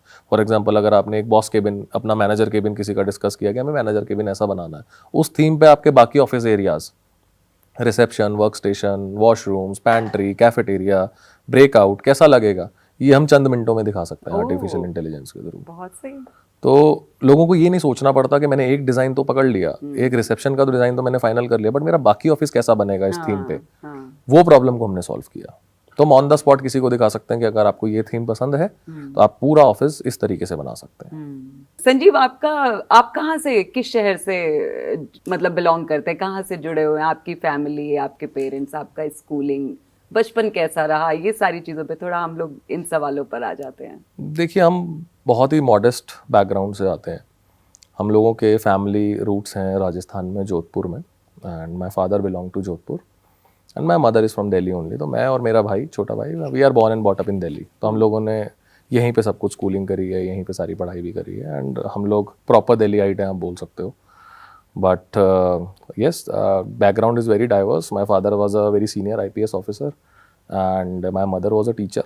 So हमारे अंदर एक डिसिप्लिन बचपन से ही घर पे था। तो वो डिसिप्लिन में ये एक्सपेक्टेशन भी थी कि शायद हम भी सिविल सर्वेंट बनेंगे। बट हाँ, कुछ और ही लिखा था, तो हमने IIM चूज़ किया। मैंने अपनी ग्रेजुएशन के टाइम पे CA भी किया, बट CA करते करते जब अच्छे कॉलेज में एडमिशन हो गया तो then I stopped CA and started my graduation. तो सारी स्कूलिंग वगैरह दिल्ली से करी। बहुत मॉडेस्ट बैकग्राउंड से आते हैं हम। दिल्ली में ही हम लोगों ने सब कुछ है, दिल्ली में हमारा घर भी है, बट अब हम लोग गुड़गांव में रहते हैं। तो बहुत ही मॉडेस्ट एक फैमिली है जो कि गवर्नमेंट सर्वेंट हैं, दोनों पेरेंट्स हमारे। हम दोनों भाई अभी फ़िलहाल पहले जॉब में थे, अब I am running my own startup. My brother is working with one of the unicorns again as business head. So yes, हम लोगों को कॉर्पोरेट कल्चर ने हमेशा से अट्रैक्ट किया। संजीव, आपको क्या लगता है कि जो बच्चे स्टार्टअप की दुनिया में आना चाहते हैं, क्योंकि आपके अपने खुद के भी चैलेंजेस रहे होंगे, मुझे नहीं लगता, मुझे ऐसा लगता है कि कोई भी स्टार्टअप, चाहे वो आज की डेट में आप लोग प्रॉफिटेबल हैं और बाकी स्टार्टअप्स की तुलना में थोड़ा इजी रहा होगा, लेकिन फिर भी चैलेंजेस तो आपके भी रहे होंगे, है ना? बिल्कुल। तो मैं चाहती हूँ कि आपको जब एयर ब्रिक, जब आपने उसको शुरू किया और यहाँ तक जो पहुँचा 1 सालों में, और जो कि बहुत अच्छी बात है कि आप लोग प्रॉफिटेबल हैं, है ना? तो चैलेंजेस क्या रहे आपके इसके, मैं चाहूँगी आप उस पर थोड़ा बात करें, ताकि जो बच्चे आने वाले हैं ना इस इंडस्ट्री में, उनको कुछ इससे सीख मिल सके। देखिए, कोई भी अगर स्टार्टअप करना चाहता है तो मैं before I come to my challenges, मेरा एडवाइस ये रहता है कि हमेशा 3 चीज़ों का आप ध्यान रखें। Never feel that you are right. हमेशा डेटा देखें। अगर डेटा बोल रहा है कि हाँ, जो डिसीजन आप लेने जा रहे हैं वो ठीक है, तो वो डिसीजन ठीक है। somehow अनफॉर्चुनेटली हम ह्यूमंस को कभी ये फील नहीं होता कि हम गलत हैं, बट हम लोग मोस्ट ऑफ द टाइम्स गलत होते हैं. तो never go on the gut feeling कि हाँ जो आपको लग रहा है वो ठीक है, और अगर आप इस इंडस्ट्री में जाएंगे या फिर इस बिजनेस में जाएंगे तो आप अच्छा करेंगे. आप डेटा को देखिए. Second point that I would want to tell people is always pivot on right time. हाँ आपको लगता है कि आप ठीक हैं, डेटा भी बोल रहा है आप ठीक है, then you have to wait for right time. और राइट टाइम हो सकता है कि कॉलेज की ग्रेजुएशन के बाद इमीडिएटली हो, या फिर 10-12 साल रुकने के बाद हो. जैसे हमारे केस में, मेरे केस में वो राइट टाइम 11 साल के बाद आया. तो वो एक बहुत ज़रूरी है कि आप फिगर आउट करें कि वो राइट टाइम कब है. And third is, it is very important to have right set of people with you, smart people with you who are smarter than you. आप अकेले कुछ नहीं कर पाएंगे, कोई भी जंग अकेले नहीं जीती जाती है. एक टीम होनी बहुत ज़रूरी है, और एक ऐसी टीम होनी जो आपसे ज़्यादा स्मार्ट हो. तो अगर हम लोग किसी इंटीरियर डिज़ाइनर कोई हमारे यहाँ ज्वाइन करता है तो हम हमेशा ये देखते हैं क्या वो हमसे बेटर डिज़ाइन जानता है, तो शायद वो हमारे लिए ठीक है. तो ये एक 3 चीज़ें किसी को भी ध्यान में रखनी चाहिए मुझे लगता है बिजनेस स्टार्ट करने से पहले, और ये आंसर्स होने आपके पास बहुत ज़रूरी हैं. बिल्कुल. चैलेंजेस, मुझे लगता है कि वही सब चैलेंजेस जो एक स्टार्टअप फेस करता है.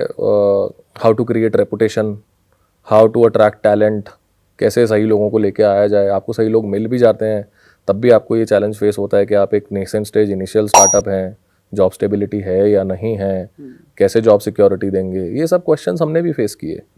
फाइनेंसिस के क्वेश्चंस हमने भी फेस किए. इंटरनल चैलेंजेस हमने भी बहुत फेस किए कि कैसे पैसा इन्वेस्ट करें, कहाँ पैसा इन्वेस्ट करें. फंडिंग की टेक्निकल जार्गन हमें अभी भी नहीं आती है बहुत ज़्यादा, बट मुझे लगता है कि डिसीजंस ठीक होने चाहिए. तो जो भी एक नेसेंट स्टेज स्टार्टअप के इनिशियल चैलेंजेस होते हैं वो सब चैलेंजेस हमने फेस किए हैं. कैफे में बैठ के काम करना, ऑफिस स्पेस ढूंढना, कितना ऑफिस लेना है, कहाँ पे ऑफिस लेना है, कौन सी जगह ठीक अच्छा, रहेगी. ये वाला कब तक चलता रहा शुरुआती दिनों में? आई थिंक हाँ, शुरुआती दिनों में हमारे को 2 महीने लग गए थे ये सब डिसीजंस लेने में और एक स्टेबल ऑफिस स्पेस बनाने में. And the biggest challenge that we faced was attracting the right talent. तो जब आपको ये सवाल शुरुआत के 1-2 सालों में आपको अपनी कंपनी कैंडिडेट्स के सामने बेचनी पड़ती है, that how do we create value for you. हम लोग आपके लिए कैसे वैल्यू क्रिएट करेंगे, क्या फ़ायदा है आपका अगर आप हमारे साथ आते हैं. तो 2 साल के बाद tables change, then employees think कि हमारा क्या फ़ायदा है कि हम किसी कंपनी के साथ जाते हैं. तो वो इनिशियल फेज़ किसी को भी बहुत स्टेबल जॉब चाहिए होती है, जो भी एम्प्लॉय मार्केट में या कैंडिडेट मार्केट में होता है, तो उसका जवाब देना बहुत ज़रूरी है. वो कन्विंसिंग होना चाहिए जवाब कि आप एक स्टेबल और सिक्योर जॉब दे पा रहे हैं और द कॉज इज़ राइट, सही कॉज के लिए दे पा रहे हैं. बिल्कुल बिल्कुल. तो वो सारे चैलेंजेस हमारे साथ भी रहे हैं. The biggest was hiring for us. तो अब जाके थोड़ा 1 साल बाद थोड़ा स्टेबल हुआ है. But now we have good very very talented team with us who are helping to kind of build the dream that we have, and they all are living their dreams as well. ऐसा ही नहीं है कि हमारे सपने बन रहे हैं, सब अपने अपने सपनों पे काम कर रहे हैं. बिल्कुल सही बात है. क्या लगता है आपको संजीव की सोशल मीडिया, इंस्टाग्राम या फेसबुक, इन सब चीज़ों का कितना बड़ा योगदान है एक स्टार्टअप को बड़ा करने में या लोगों तक पहुंचने में? देखिए, मार्केटिंग अगर सही तरीके से करी जाए तो वो बहुत हेल्दी मार्केटिंग हो जाती है, और गलत तरीके से करी जाए तो वो मुझे लगता है कि बहुत डेंजरस हो सकती है आपके स्टार्टअप के लिए.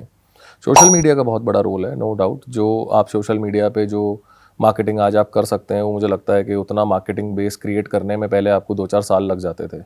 सोशल मीडिया ने एक बहुत अच्छी penetration, customer reach, direct to consumers का टच बेस, एक कस्टमर का एग्जैक्ट एक्सपीरियंस आप जान सकते हैं. आज की डेट में लिंक्डइन पे कमेंट करके आपको आपका कस्टमर बता सकता है कि आपकी सर्विस अच्छी है कि नहीं है, जो पहले नहीं था. पहले ईमेल्स आते थे या कस्टमर को पता ही नहीं होता था कि कहाँ पे अपनी कंप्लेंट रेज करनी है. तो सोशल मीडिया ने एक बहुत इंपॉर्टेंट रोल प्ले किया है, और मुझे लगता है कि आगे भी बहुत रोल प्ले करेगी. ना सिर्फ मार्केटिंग के लिए, मार्केटिंग तो एक पोर्शन है सोशल मीडिया के लिए. मुझे लगता है स्टार्टअप्स को सोशल मीडिया यूज़ करना चाहिए कस्टमर एक्सपीरियंस को जानने के लिए. That is the best platform to have direct feedback from your customer.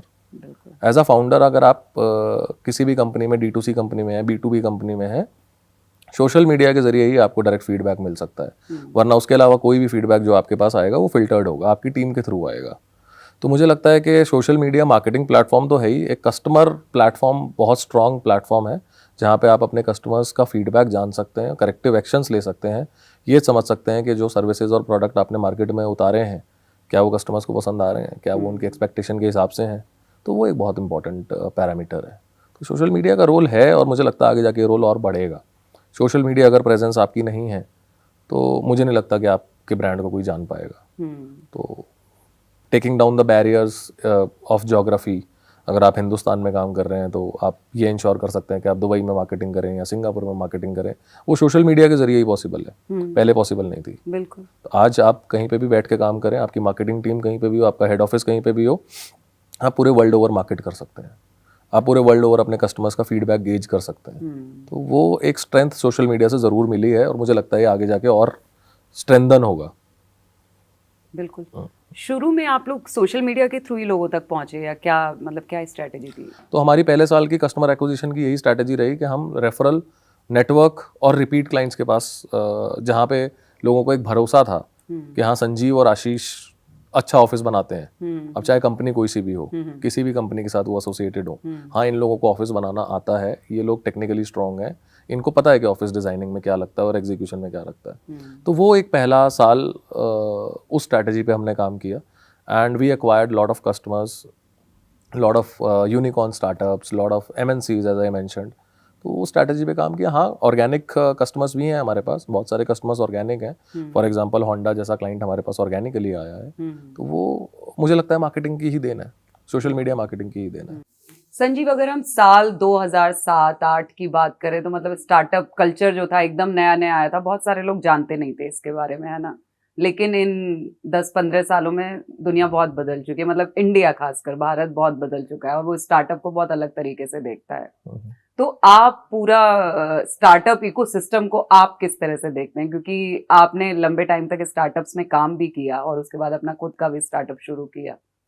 देखिए स्टार्टअप इकोसिस्टम, मुझे लगता है कि स्टार्टअप क्या है, startup is a business only.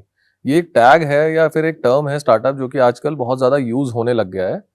ऐसा नहीं है बिजनेसेस 2007 से पहले या 6 से पहले नहीं बनते थे, बिजनेसेस पहले भी बनते थे, बट हाँ ये टैग यूज नहीं होता था। तो ये एक बहुत ही फैंसी टैग है और ये लाइमलाइट में आया इसलिए क्योंकि शायद कुछ स्टार्टअप्स ने बहुत एक्सपोनेंशियली ग्रो किया कुछ टाइम पे।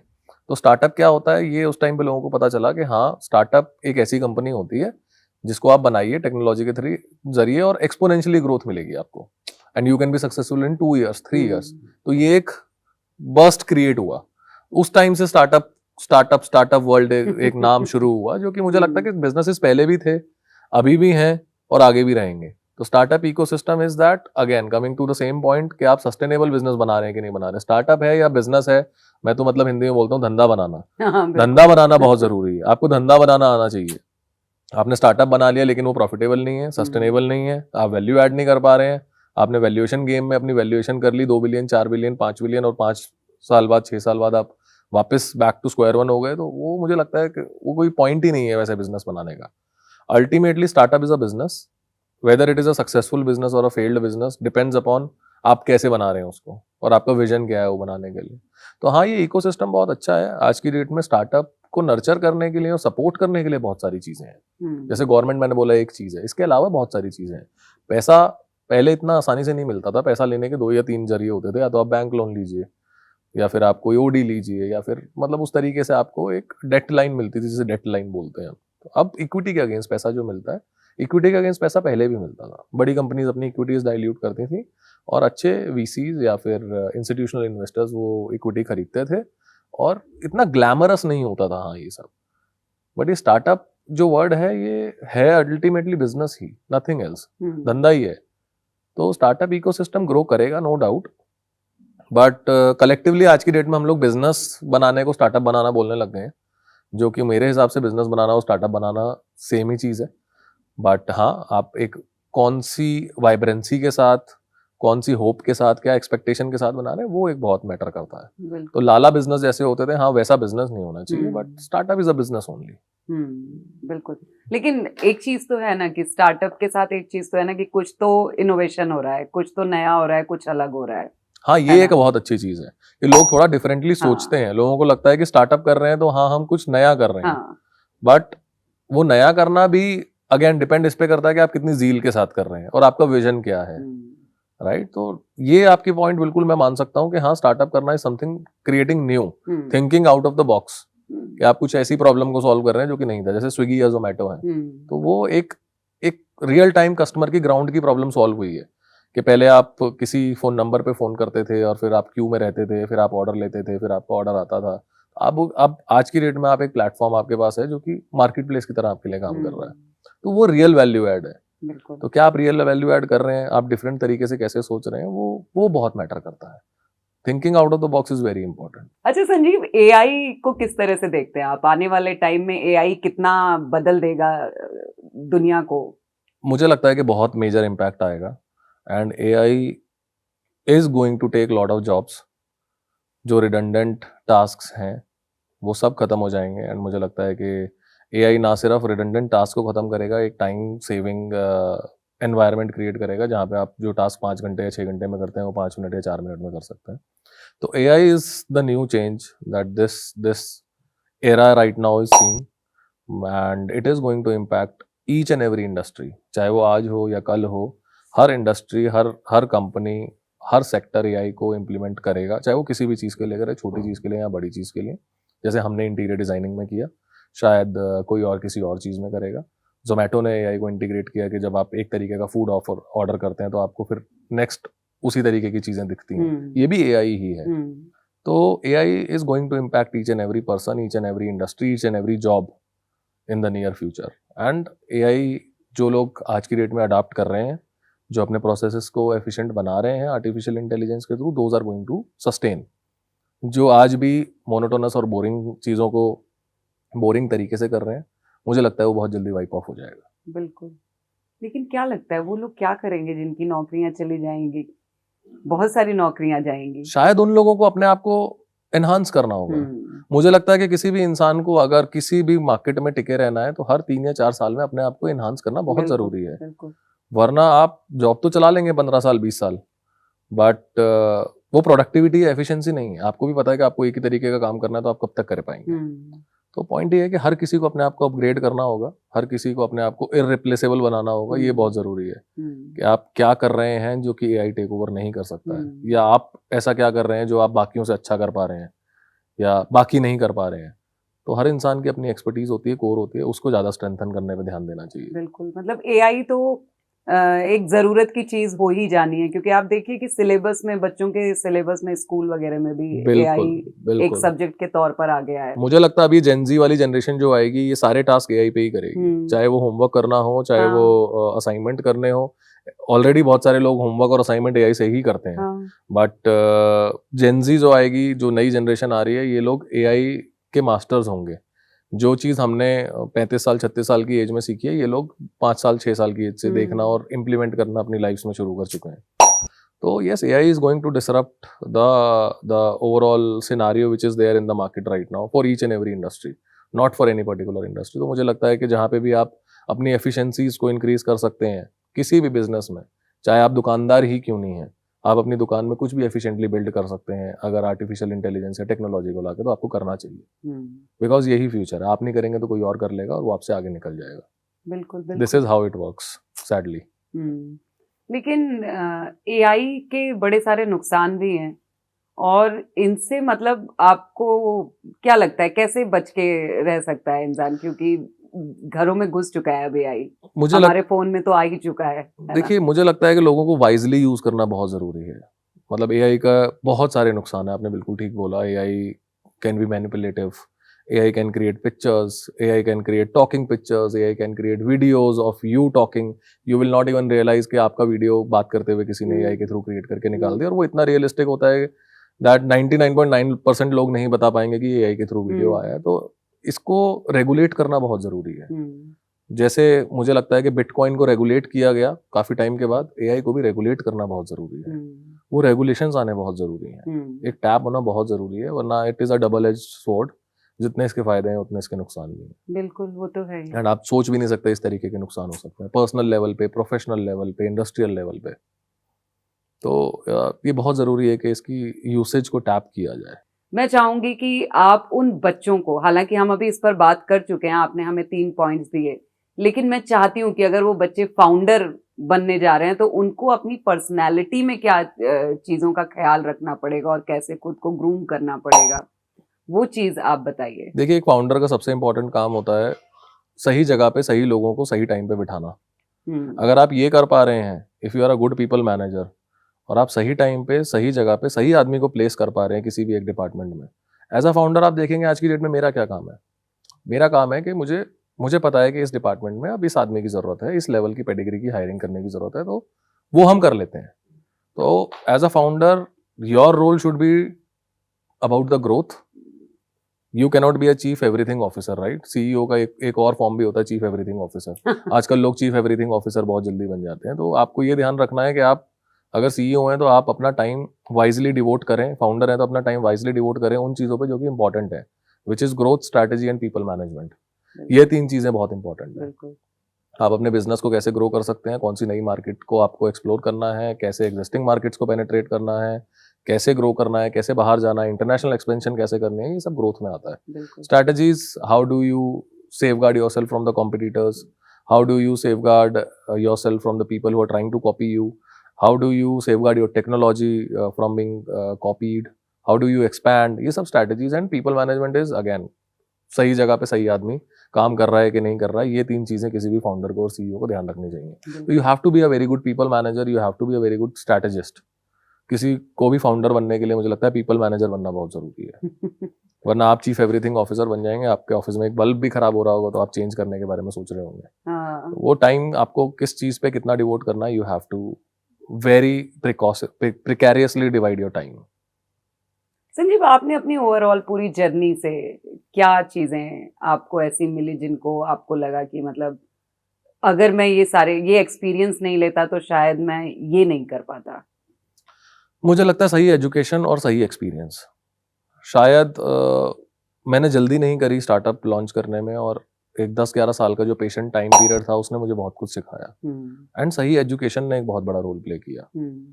और तीसरी चीज, हाँ, जो मैंने इंपॉर्टेंट मिस कर दी, सही को फाउंडर का सही टाइम पे मिलना, वो भी एक बहुत बड़े रोल था। तो मुझे लगता है कि सही एजुकेशन, सही सर्कमस्टांसेस, सही को founder and right set of experience अगर मेरे पास नहीं होता तो शायद हम लोग ग्रो ना कर पाते, या वो एक्सपोजर या वो माइंडसेट नहीं होता कि कैसे सोचें कि ग्रोथ कैसे करनी है या फिर क्या डेवलप करना है, राइट? तो ये 3 चीज़ों ने बहुत हेल्प करी है, and I think today the biggest strength that I have is my co-founder who is very very strong in whatever he does. So वो एक बहुत बड़ा रोल है। क्या आपको लगता है को फाउंडर होना बहुत जरूरी है? बहुत जरूरी है, बहुत जरूरी। मैं आप पहले भी बोल चुका हूँ, फिर दोबारा सेम ही चीज़ मैं रिपीट करूंगा, कोई भी जंग अकेले नहीं लड़ी जाती, और आप हर चीज़ में परफेक्ट नहीं हो सकते।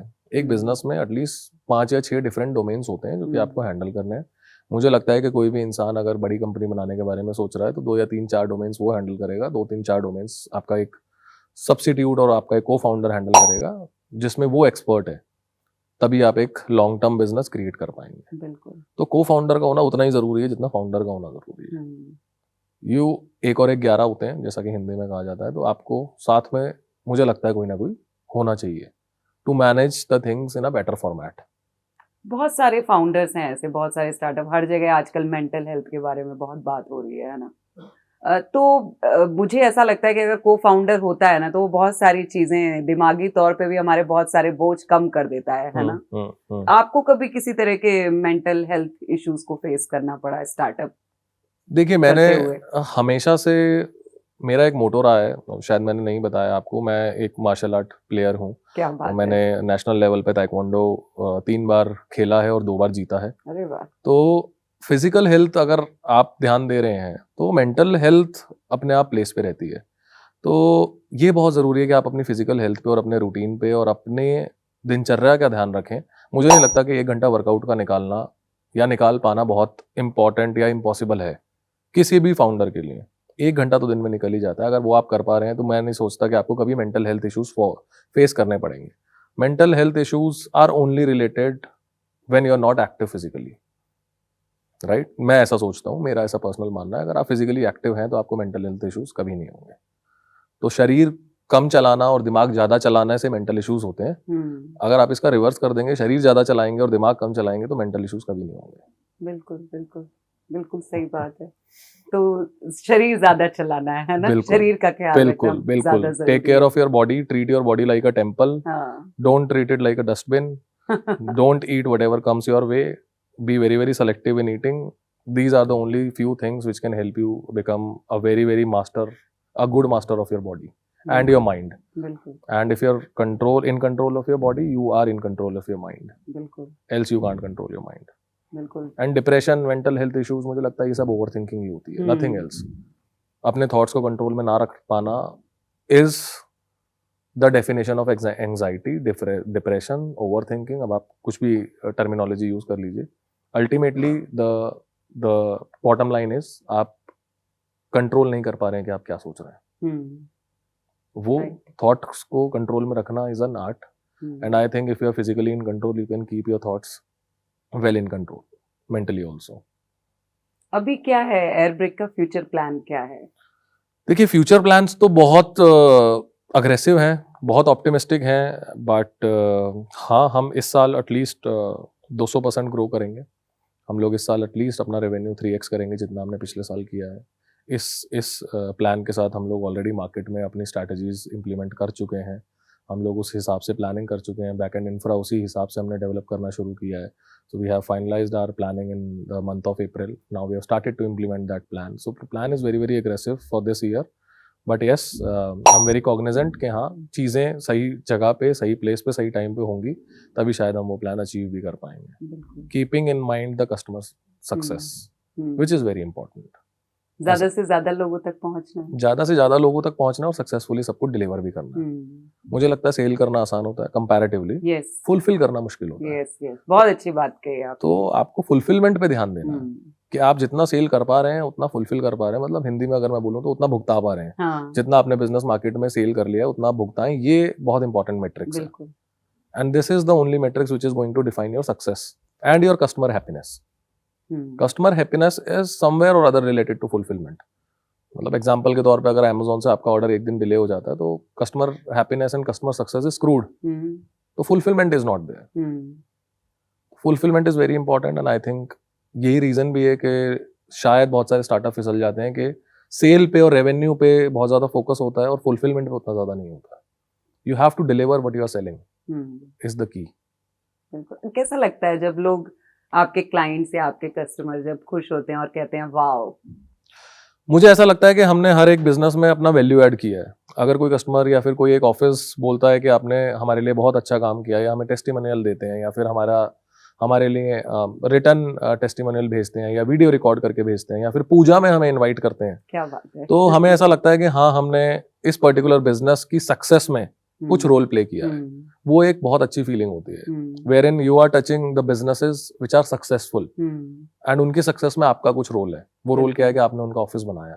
बिल्कुल। तो वो एक बहुत अच्छी फीलिंग और एक प्राउड फीलिंग होती है कि हमने बहुत बड़ी बड़ी कंपनी, स्टार्टअप्स, MNCs कहीं ना कहीं सबको छुआ है और किसी ना किसी तरीके से इम्पैक्ट किया है।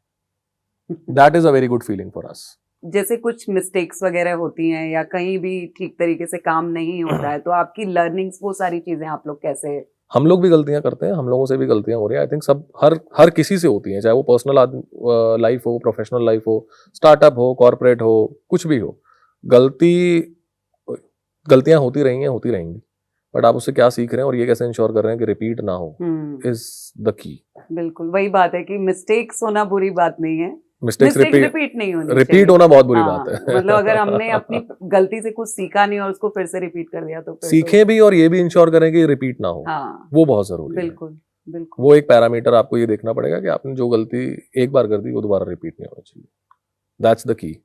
एंड हम ये ही इंश्योर करते हैं कि एक बार हमने जो गलती करी उससे जो लर्निंग हमने ली वो दोबारा रिपीट कैसे ना हो पे ज्यादा फोकस होता है। गलती क्यों हुई पे फोकस नहीं होता, इसको दोबारा होने से कैसे रोका जाए उस पर ज्यादा फोकस होता है। एंड आई थिंक वो इम्पोर्टेंट पैरामीटर भी है। बिल्कुल। मैं जो सवाल अभी पूछूंगी ये बहुत जल्दी हो जाएगा, हालांकि ये मैं आपसे 5 साल बाद पूछती, है ना, लेकिन क्योंकि अभी तो जर्नी साल भर की है, हालांकि आपके स्टार्टअप इकोसिस्टम में एक्सपीरियंस काफी लंबे रहे हैं, पर फिर भी कभी लगा ऐसा कि इस बीच भी ये 1 साल के भी पीरियड में कि नहीं करना चाहिए था स्टार्टअप, जॉब वॉब अच्छा था, इजी था थोड़ा? सच बताऊं, बहुत बार लगा, बट फिर उन थॉट्स को कंटेन कर लिया और ये सोचा कि क्यों निकले थे इस जर्नी पे। वो याद रखना बहुत जरूरी है कि आपने शुरू क्यों किया था। मोमेंटरली थॉट्स आते हैं, and I think you have your own periods of agitation, quarrels, your own disturbances, non understandings, but उनको आप कैसे ओवरकम करके आगे बढ़ रहे हो इज द ओनली की। एंड किसी भी बिजनेस में सस्टेनेबिलिटी इज द ओनली की। अगर आप टिके हुए हो तो शायद एक सस्टेनेबल बिजनेस आप बना लोगे, बट अगर आप बहुत जल्दी उखड़ गए एंड बहुत जल्दी आपने मोमेंटली डिसीजन ले लिया कि यार ऐसा नहीं होना चाहिए, मुझे लगता है कि कोई भी बिजनेस ओनर ऐसा नहीं होगा जो ये ना बोलता हो कि मुझे यार ऐसा नहीं लगता कि मैं क्या कर रहा हूँ। हाँ। सबको फील होता है। मैं दीपेंद्र गोयल जी का भी एक पॉडकास्ट देख रहा था थोड़े टाइम पहले, तो उनका भी यही कहना था कि हर हफ्ते में 2-4 बार तो मुझे फील हो ही जाता है कि ये मैं क्या कर रहा हूँ। तो पॉइंट ये नहीं है कि आपको फील होता है, फील तो मुझे लगता होता है, क्योंकि जब गलतियां होते हुए दिखती हैं तो कभी कभी इंसानी दिमाग ये सोच लेता है कि यार ये क्यों कर रहे हैं। स्टेबल लाइफ थी, अच्छी जॉब थी, 9 से 6 नौकरी करते थे, उसके बाद फैमिली के साथ टाइम स्पेंड करते थे, 24 घंटे हसल चलती है, तो these thoughts are automatic to your brain, you can't stop these thoughts, but हाँ, always remember why you started and when do you started, वो याद रखना बहुत जरूरी है। बिल्कुल बिल्कुल। तो वो जब तक आप याद रखेंगे, व्हाई यू स्टार्टेड का क्वेश्चन जब तक आप आंसर करते रहेंगे खुद को, मुझे लगता है कि आप टिके रहेंगे। बिल्कुल। संजीव, मैं चाहूंगी कि न्यूज़ 18 इंडिया के स्टार्टअप वाइब्स 18 के माध्यम से जो लोग आपको इस वक्त देख रहे हैं, आप अगर उन्हें कुछ कहना चाहें तो। देखिए, मैं बस यही कहना चाहता हूँ कि जितना भी हमारा इंटरेक्शन हुआ है वो बहुत इंपॉर्टेंट टेकअवेज हैं कि आप स्टार्टअप बनाना चाहते हैं, बिजनेस बनाना चाहते हैं, चाहे आप कुछ भी बोलिए, स्टार्टअप बिजनेस दोनों एक ही चीज़ है। आज की डेट में बिजनेस और स्टार्टअप, समवेयर बिजनेस को इन्फीरियर और स्टार्टअप को इंपॉर्टेंट ट्रीट करने लग गई है दुनिया, कि स्टार्टअप है तो अच्छा होगा और अगर कोई बिजनेस है तो वो शायद अच्छा नहीं होगा। ऐसा नहीं है, दोनों सेम ही चीज़ है, सेम ही फंडामेंटल्स हैं, सेम ही फंडामेंटल पे काम करते हैं। बट आप जो भी बनाइए वो कुछ ऐसा बनाइए कि आप सोसाइटी के लिए कुछ कर रहे हो, कुछ वैल्यू ऐड कर रहे हो अपने कस्टमर्स के लिए, अपने एम्प्लॉयज़ के लिए और अपने खुद के लिए, ना कि आप एक ऐसी रैट रेस में हो जो कि आप एक फंडिंग के पीछे भाग रहे हो एंड जब आपको फंडिंग मिलनी बंद हो, जैसे अभी पिछले साल फंडिंग विंटर आया तो बहुत सारे स्टार्टअप शट स्टॉप हो गए। पॉइंट इज दैट आप उस तरीके से स्टार्टअप नहीं चला सकते कि जब पैसा आना बंद हुआ तो आप सस्टेन ही नहीं कर पाए। दैट्स वाई मैं बार बार यही बोल रहा हूँ कि सस्टेनेबल स्टार्टअप बहुत ज़रूरी है, आप सेल्फ सस्टेन होने चाहिए मार्केट में। तो मेरी सबके लिए बस एक ही टेक अवे रहेगा कि बिजनेस बनाइए, बट वो बिजनेस सस्टेनेबल होना चाहिए और वैल्यू एडिशन करना चाहिए सबके लिए, इकोनॉमी, इन्वेस्टर, एम्प्लॉय और आपके खुद के लिए। ये बहुत ज़रूरी है। Thank you so much Sanjeev, हमसे जुड़ने के लिए हमें बहुत अच्छा लगा और मुझे तो अभी भी लग रहा है कि हम थोड़ी और लंबी बातचीत कर सकते थे और हम ज़रूर कोशिश करेंगे कि हम एक और पॉडकास्ट में आपको इनवाइट करें और आपसे और डिटेल में बात करें।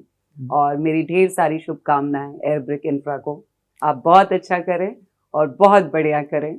Thank you so much. Thank you Ranjana, thank you so much for your time. आपने इतना डिटेल में डिस्कशन किया एंड आई थिंक न्यूज़ 18 के माध्यम से हम लोग एयरब्रिक क्या कर रही है ये एक आदमी तक पहुंचा पाए is my hope and I really thank you, all of the team who have supported to do this for us, taken time out, and really appreciate all of this.